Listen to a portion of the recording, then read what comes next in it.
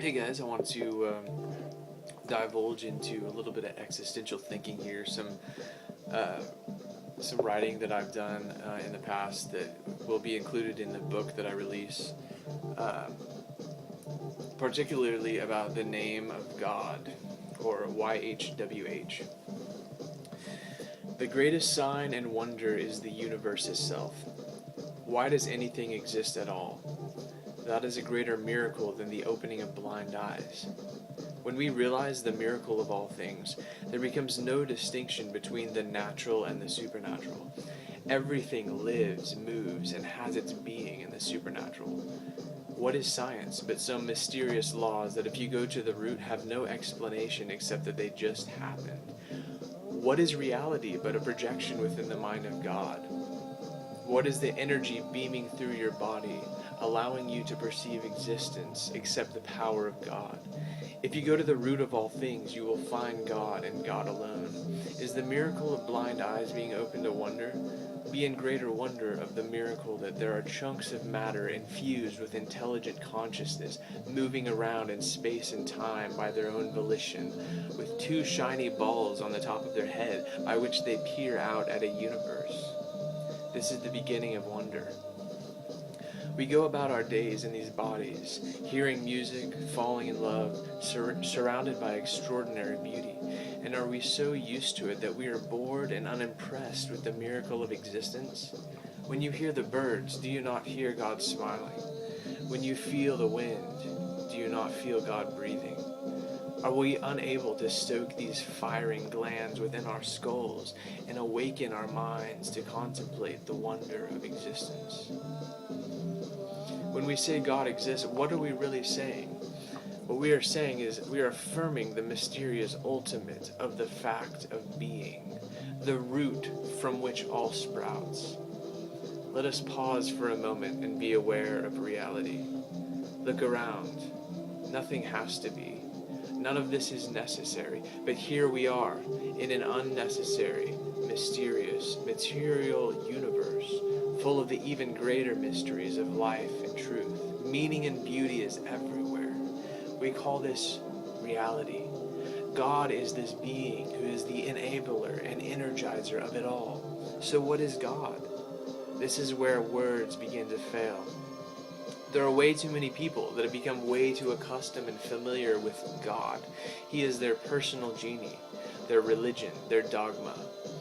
The universe can't contain God, but the box that they have God in, it is smaller than the universe, smaller than the earth, smaller than their own culture.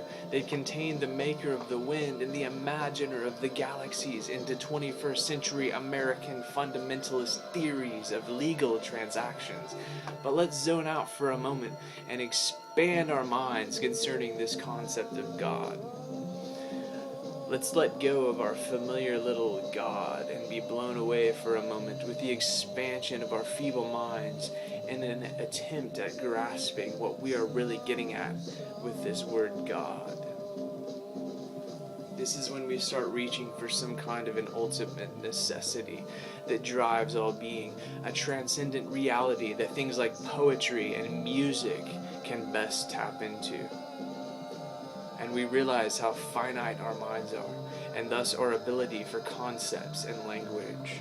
So let's put it in a way that the ancient Hebrews believed that this being itself had relayed to them. YHWH. Now, incidentally, this word is unpronounceable. And this is great because the one being who we are trying to get at is beyond being contained in finite symbols and sounds that we call words. Some have translated it, I am. But Jewish scholars have noted that these letters YHWH are the root letter of the Hebrew verb to be. God's name is the name of being itself. This is a way of conveying that God is the ultimate essence of being itself, transcendent and yet permeating it all, who is beyond all and yet within all, who simply is. YHWH is the very mystical name of God, the first monotheistic name given of the one God. Through a mystical experience of Moses encountering the supernatural within the natural, a burning bush. For the ancients, the physical and spiritual were not dualistic realities, but wholly fused. God was mystically within all things. The universe was not a natural machine, but a supernaturally charged temple of the divine. Everything I just said does not even begin to tap into the reality of it, because, again, it is beyond. And therefore all the words that I have used are still within the bounds of concept and language. So we stick with I am, or to be. We arrive at a point where we can go no further. We are on the edge of the known universe, on the precipice of known concepts. This is when we must stop and let our minds and hearts be blown. And yet, we have a word for that as well. Holy. Holy is the word that declares the utter otherness, the fascinating transcendence, the gripping and trembling incomprehensibleness of who God is. Holy. Who dares to spend their life devoted to searching out this transcendent beauty? When Moses asked God what his name was, God answered with what we transliterate YHWH. Over time, we've added an A and an E to get Yahweh, to make it pronounceable. But Jewish scholars have noted that the letters YHWH represent something unutterable and is comprised of aspirated consonants that are actually the sound of breathing. The name of God is the sound of breathing.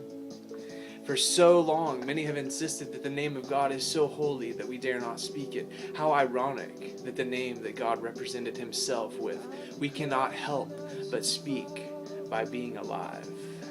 In him we live, move, and have being. All of us, everywhere, always, are breathing the name of God. Rabbi Lawrence Kushner says, the letters of the name of God in Hebrew are infrequently pronounced Yahweh, but in truth, they are unutterable. This word is the sound of breathing. The holiest name in the world, the name of Creator, is the sound of your own breathing. That these letters are unpronounceable is no accident, just as it is no accident that they are also the root letters of the Hebrew verb to be. God's name is the name of being itself. Rabbi Lawrence Kushner.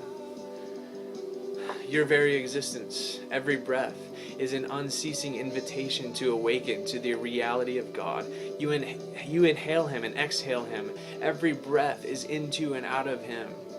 Breathe, and your being calls out to the name of being himself. If you imagine Moses having this mystical, transcendent experience with the burning bush, it makes sense that when God spoke his name, that it came forth like ruach, which is the Hebrew word for spirit or breath. Some say that the closest we can come to uttering this name is possibly YHWH, which is literally like breathing. Inhale, yeah. Exhale, inhale, YHWH. You don't even have to try to say it. You can just breathe it. Ruach, or breath, always signifies life, the breath of life. In Genesis 1, God breathes his ruach into the nostrils of Adam, and he awakens to life and consciousness. St. John in John 1 tells us that Jesus is the life through whom the whole cosmos exists, and that his life gives life to everything, giving it animation and making it flourish. St. John continues and says that this life is that spark of the divine within our own minds, or the true light that enlightens every person coming into the cosmos. You get the sense that Yahweh, YHWH, is this being pulsing his life through the universe, that existence itself is inhaling and exhaling the name of God, finding its every moment vitalized by this source of reality, energy and matter, receiving its sustenance of life. God is making it a vibrant, living world of color, shape, movement, and meaning. God is that existential air that existence breathes, keeping the oxygen flowing to the brain, the blood flowing through the veins, and the universe pulsing with vitality. Nothing is natural. Everything is supernatural.